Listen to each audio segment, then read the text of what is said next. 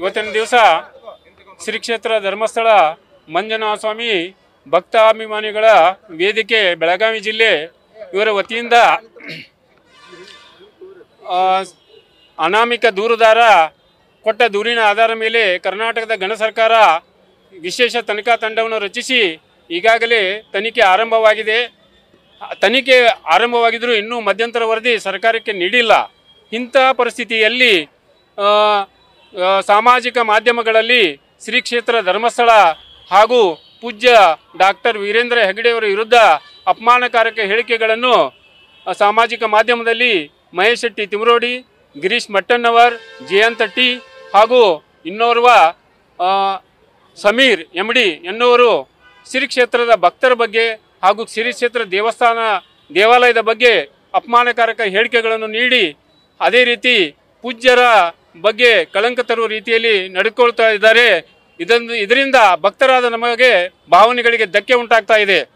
ಅದಲ್ಲದೆ ಇಂಥ ಹೇಳಿಕೆಗಳಿಂದ ಸಮಾಜದಲ್ಲಿ ಜಾತಿಗಳಲ್ಲಿ ಧರ್ಮಗಳಲ್ಲಿ ಒಡಕುಂಟುವಂಥ ಕೆಲಸ ಆಗ್ತಾ ಇದೆ. ಇನ್ನೂವರೆಗೂ ಶ್ರೀ ಕ್ಷೇತ್ರ ಧರ್ಮಸ್ಥಳದ ವಿಶೇಷ ತನಿಖಾ ತಂಡ ಇನ್ನೂವರೆಗೂ ಯಾವುದೇ ವರದಿಯನ್ನು ಪತ್ರಿಕಾಗೋಷ್ಠಿಯಲ್ಲೂ ಬಿಡುಗಡೆ ಮಾಡಿಲ್ಲ ಹಾಗೂ ಸರ್ಕಾರಕ್ಕೆ ನೀಡಿರುವುದಿಲ್ಲ.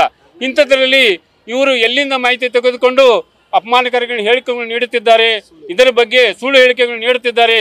ಇದರ ಬಗ್ಗೆ ಇವರ ವಿರುದ್ಧ ಸರ್ಕಾರವು ಈಗಾಗಲೇ ಇರುವಂಥ ತನಿಖಾ ತಂಡದಿಂದಾಗಲಿ ಅಥವಾ ಇನ್ನೊಂದು ವಿಶೇಷ ತನಿಖಾ ತಂಡದಿಂದ ತನಿಖೆಯನ್ನು ಮಾಡಿಸಬೇಕು. ಇವರ ಹಿಂದೆ ಯಾರಿದ್ದಾರೆ, ಇಂಥ ಷಡ್ಯಂತ್ರ ಮಾಡುವವರಿಂದ ಯಾರಿದ್ದಾರೆ, ಇವರಿಗೆ ಹಣ ಫಂಡಿಂಗ್ ಎಲ್ಲಿಂದ ಬರ್ತಾ ಇದೆ ಹಾಗೂ ಇದನ್ನು ಕೂಲಂಕಷವಾಗಿ ತನಿಖೆ ಮಾಡಿಸಿದರೆ ಒಂದು ತಾರ್ಕಿಕ ಅಂತ್ಯ ಕಾಣಬಹುದಂತ ಹೇಳಿ ಭಕ್ತರಲ್ಲಿ ಭಾವನೆ ಮೂಡಿದೆ.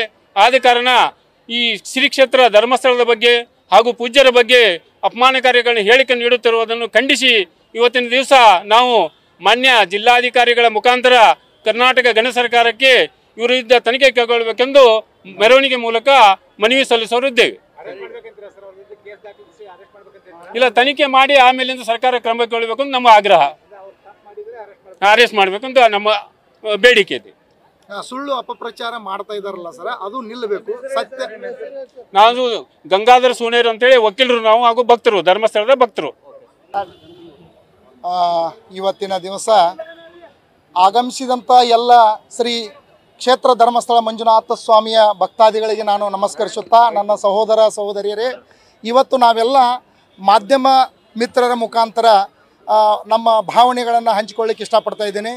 ಏನಪ್ಪ ಅಂತಂದ್ರೆ, ಇವತ್ತು ಪುರಾಣ ಪ್ರಸಿದ್ಧ 800 ವರ್ಷಗಳ ಇತಿಹಾಸ ಇರುವಂತಹ ಪವಿತ್ರ ಧಾರ್ಮಿಕ ಕ್ಷೇತ್ರ ಶ್ರೀ ಧರ್ಮಸ್ಥಳ ಮಂಜುನಾಥ ಸ್ವಾಮಿ ಕ್ಷೇತ್ರ.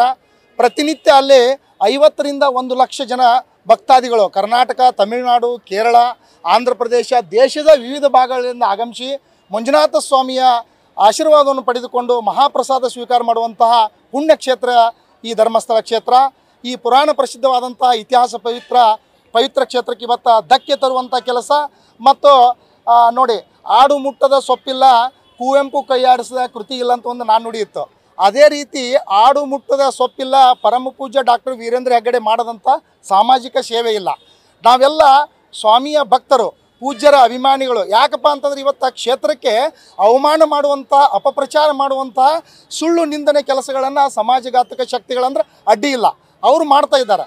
ಯಾಕಪ್ಪ ಅಂತಂದ್ರೆ ಅವರಲ್ಲಿ ಯಾವುದೇ ಥರದ ಸಾಕ್ಷ್ಯಾಧಾರಗಳಿಲ್ಲದೆ ಸಾಮಾಜಿಕ ಮಾಧ್ಯಮಗಳಲ್ಲಿ ಅವಹೇಳನವಾಗುವಂಥ, ಧರ್ಮಕ್ಷೇತ್ರಕ್ಕೆ ಅಪವಿತ್ರತೆ ಬರುವಂತಹ ನಮ್ಮೆಲ್ಲ ಭಕ್ತಾದಿಗಳಿಗೆ ನೋವಾಗುವಂಥ ಕೆಲಸವನ್ನು ಮಾಡ್ತಾ ಇದ್ದಾರೆ. ಸತ್ಯವನ್ನು ಹೇಳದೆ ಸುಳ್ಳು ಹೇಳಿ ಗೌರವಕ್ಕೆ ಧಕ್ಕೆ ತರುವಂಥ ಕೆಲಸ ಮಾಡ್ತಾ ಇದ್ದಾರೆ. ಅದಕ್ಕೋಸ್ಕರ ನಾವೆಲ್ಲ ಭಕ್ತಾದಿಗಳು ಇವತ್ತು ಯಾಕೆ ಸೇರಿದ್ದೀವಿ ಅಂದ್ರೆ, ಅವರ ವಿರುದ್ಧ ಕಾನೂನಿನ ರೀತಿ ಕ್ರಮ ಆಗಬೇಕು. ಇವತ್ತು ನೋಡಿ, ಒಂದು ಸರ್ಕಾರಕ್ಕಾಗಲಿ, ಒಂದು ಸಮಾಜಕ್ಕಾಗಲಿ, ಒಂದು ಕ್ಷೇತ್ರಕ್ಕಾಗಲಿ ಯಾರಾದರೂ ಸುಳ್ಳು ಹೇಳಿ ಅವಮಾನ ಮಾಡಿದರೆ ಕಾನೂನಿನಲ್ಲಿ ಯಾವ ರೀತಿ ಶಿಕ್ಷೆ ಇದೆಯಲ್ಲೋ ಅದೇ ರೀತಿ ಆ ಸುಳ್ಳು ಹೇಳುತ್ತಿರುವಂಥವರ ವಿರುದ್ಧ, ಅಪಪ್ರಚಾರ ಮಾಡುತ್ತಿರುವಂಥವರ ವಿರುದ್ಧ ಕಾನೂನಿನ ರೀತಿ ಕ್ರಮ ಆಗಬೇಕು. ಅವರು ಸುಳ್ಳು ಹೇಳುವುದನ್ನು ಈ ಸಾಮಾಜಿಕ ಮಾಧ್ಯಮಗಳಲ್ಲೇ ನಿಲ್ಲಿಸಬೇಕು. ಇದು ನಮ್ಮ ಭಕ್ತಾದಿಗಳ ಆಗ್ರಹ. ಅವರಿಗೆ ನಾವು ಎಚ್ಚರಿಕೆಯನ್ನು ಕೊಡ್ತಾ ಇದ್ದೇವೆ. ಮಾನ್ಯ ಜಿಲ್ಲಾಧಿಕಾರಿಯವರ ಮುಖಾಂತರ ಗಣ ಸರ್ಕಾರ, ಸನ್ಮಾನ್ಯ ಜ್ಞಾನ ಬುದ್ಧಿವಂತ ವಿದ್ಯಾವಂತ ಸಿದ್ದರಾಮಯ್ಯ ಸರ್ಗೆ ನಾವು ಮಾನ್ಯ ಮುಖ್ಯಮಂತ್ರಿಗಳಿಗೆ ಈ ಮುಖಾಂತರ ಮನವಿ ಮಾಡ್ತಾ ಇದ್ದಾರೆ. ಅವರು ಯಾವಾಗಲೂ ಸಾಮಾಜಿಕ ಕಳಕಳಿ ಉಳ್ಳಂಥವ್ರು.